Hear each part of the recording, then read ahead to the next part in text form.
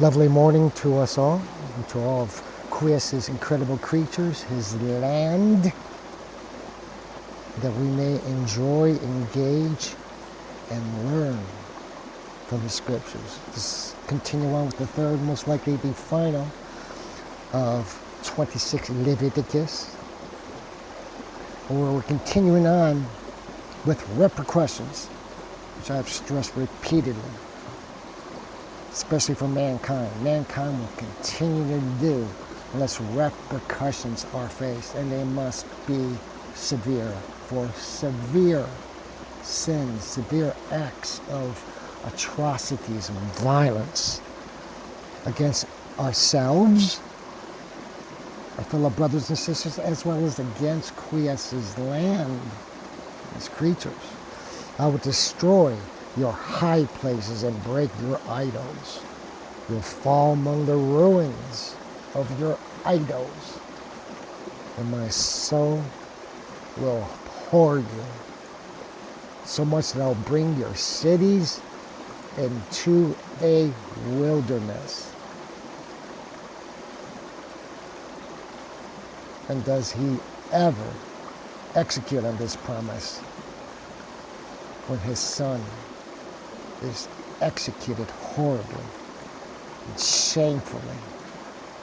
A king, the king of all kings on the cross. I'll make your sanctuaries a desert. Neither will I receive any more the most receipt out of your sacrifices. You can do them, you can burn them, but I will no longer smell their scent. I will no longer receive them, in other words.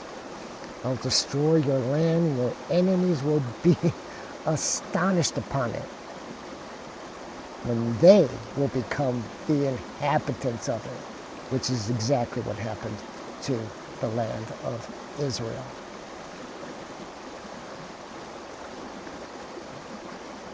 And it will never return back to where it was.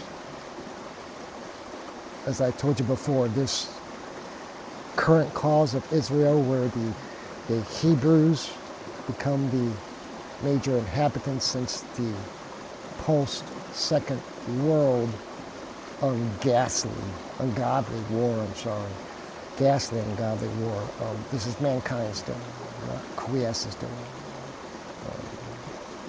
New Jerusalem will not be planted on this earth again until Judgment Day, until the New Jerusalem comes down from the heavens.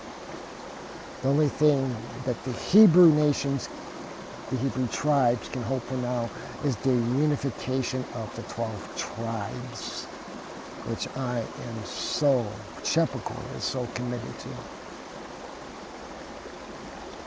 And you I will disperse into the Gentiles, and will draw out the sword after you, and your land shall be desert, and your cities destroyed. This happens a few times with the Israelis. Then shall the land take pleasure in her sabbaths, all the days of her desolation. When you shall be in the enemy's land, shall she sabbatize and rest in the sabbaths of her desolation, because she did not rest in your sabbaths when you dwelt in. Kind of like what we're doing here. Not kind of what we are doing now. Industrialized nations. We are not adhering to respective gentile procedures regarding Quias's land here. And now we are paying the consequences, as you see the water before you, how drastically and dreadfully low it is.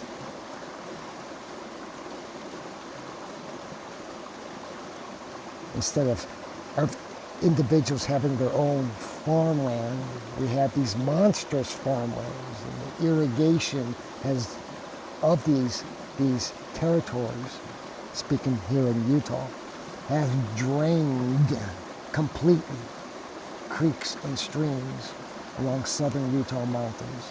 You go by to try to fish, you try to find a fishing hole that's labeled on the map. It's not there because the water has been eradicated.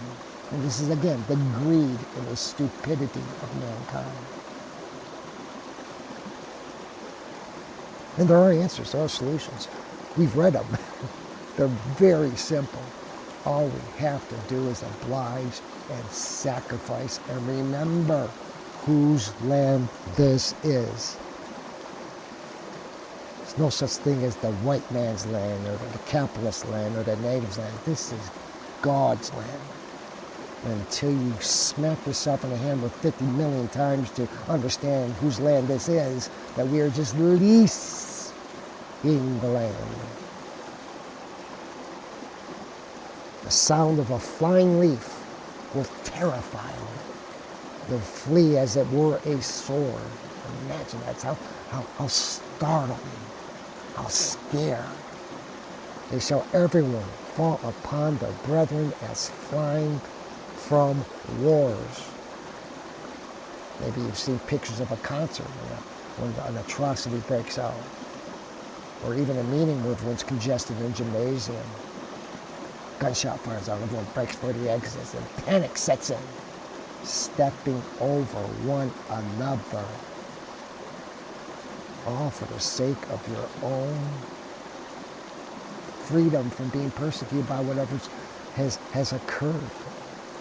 None of you shall be so hardy as to resist your enemies. None of you. Christ makes this a sworn promise. You'll perish among the Gentiles. Enemy's land shall consume you. And if of them also some remain, they shall pine away in their iniquities in the land of their enemies. What a history lesson, huh? That came true. And for the sins of their fathers and their own, they shall be afflicted, until they confess their own and their ancestors' iniquities, whereby they've prevaricated against me and walked contrary unto me.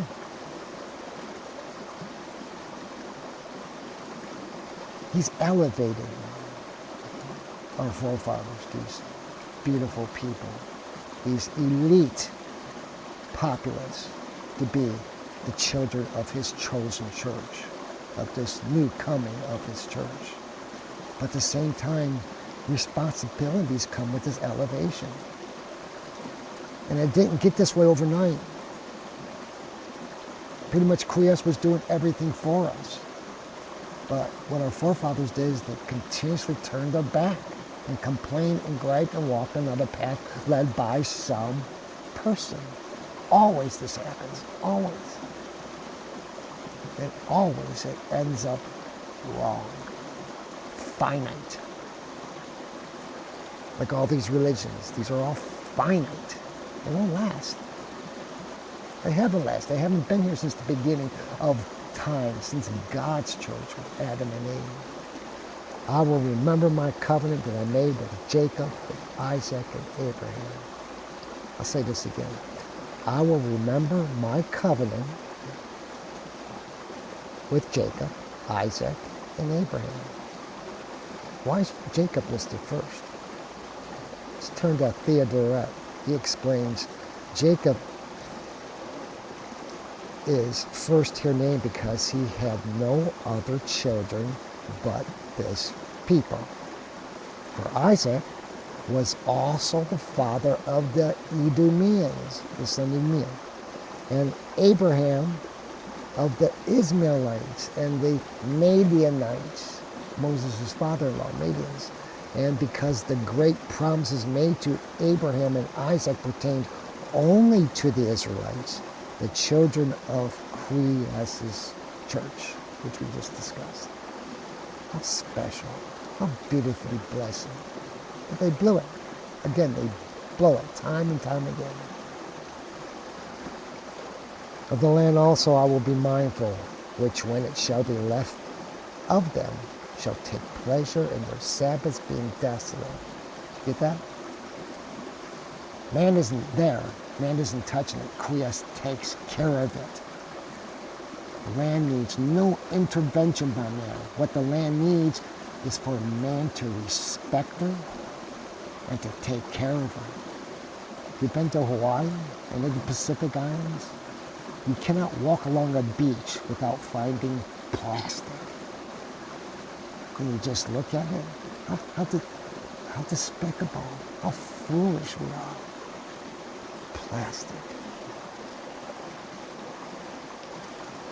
Chris takes care of his creatures. When you see the pictures of these infant turkey here in this account, he does this. You shall pray for their sins, that they rejected my judgments and they despised my laws. How about even when they were in the land of their enemies, I did not cast them off together. Neither did I so despise them that they should be consumed, and I should make my covenant with them frustrate. In other words, the church never wholly decays, ever. Why? For I am the Lord their God, and I will remember my covenant, mine old covenant, when I brought them out of the land of Egypt, in the sight of the Gentiles, in front of everyone. For to be their God, I the Lord. These are the judgments, the precepts, and the laws which our Lord gave between himself and the children of Israel in Mount Sinai by the hand of Moses. Which brings us to a close to this incredible chapter, 26 Leviticus. When we next meet, we'll begin the final one, Leviticus 27, which also begins the final section, part 5. Till then, please, Pax Vobis.